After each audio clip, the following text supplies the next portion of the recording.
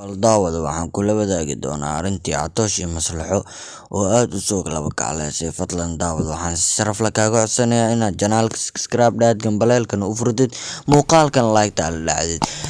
Xasan Toob oo mar kale ku daray naag Catoosh yare ilaa iyo haddana Maslaxo Catoosh inuusan furin ayaa wuxuu sidaas u sameeyay ayaa waxay ahayd Xasan Toob in arrintaas social media qabsato, sidaas daraadeed ayuu u sameeyay. Baabuje uu ka hadlay in uusan isku dirin ama uunan ka dhex shaqeynin arrinta khilaafka dhex imaaday Catoosh iyo Maslaxo uunan asiga lug ku lahayn, uu ka dhawaajiyay in laisku diray laga dhex shaqeeyay. Xasan Toob uu dhiiqa walaaqayo oo sidaas daraadeed had si dhaqsida leh naag ugu daray si uu Maslaxo ugu maseersiiyo ama Maslaxo dhibaato oo uu geliyo sida ay u maleyso. Ilaa hadda Maslaxo uu ka dhawaajinaysay in madaxeeda la siiyo ama in degdeg lagu furo oona la furin, oo isla markiina Xasan Toob uu ka faa'iideystay si uu durdur media iyo dadka inta ugu badan balaha bulshada isticmaalaan ay weydiiyaan su'aalo aad u cajiib badan. Nin aanan naag furin siduu naag ku aroosaya. Xasan Toob oo arrintaas hirgelinaya asigan ay guul weyn ay kasoo wajahayso oo ay u tahay. Baabuje uu ka dhawaajiyay in laga dhex shaqeynayo labadaas lamaan ay heshiiyaan inay diyaar u yihiin, laakiin Xasan Toob intuu dhexdooda ku jiro ay dhiiqa camal ay tahay aynan heshiinin ama aynan isku soo dhawaan doonin.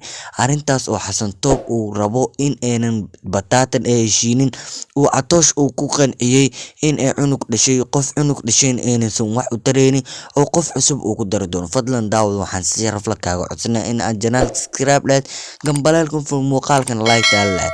Xasan Toob uu sheegay in uu qof cunug dhashay aadan wax u tareynin oo markii uu caydinay ama uu jirdilay muuqaalka hore aan sidaan igu sheegay oo arrintaas Xasan Toob uu ka dambeeyay ee soo cadaatay. Daawade ayaa laga dhawaajiyay, Baabuje uu ka dhawaajiyay in ay labada lamaan in heshiiyaan diyaar ay u yihiin, laakiin inta uu ku dhex jiro Xasan Toob aynan heshiin doonin. Daawade waxaan soo dhawow daawada muuqaalo aad kaaga yaabinaya ayaan kula wadaagi doonaa.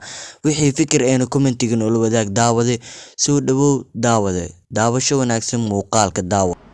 shalay markii durdurmeedii ay kicinaysay wax walba ay u sameynaysay waa la taageersanaa. maanta saameyn markii ay yeelatay masaakiinta in hoos loo celiyo aniga wax fiican ila ma ahan.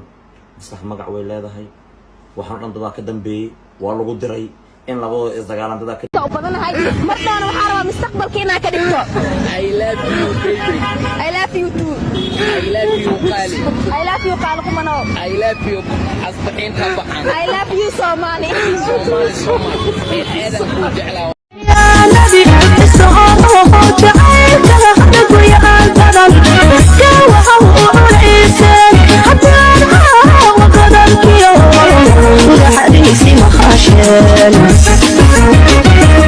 Daawada waxaan si sharaf leh kaaga codsanayaa haddaad muuqaalka soo daawato fadlan waa naga codsi janaalka noo qurxi, haddii Soomaalinimo jirto janaalka subscribe noo dheh gambaleelkana u furo. Waa intaasoo kaliya codsigeena daawade, hanaga tagin daawade, muuqaalkana noo like garee.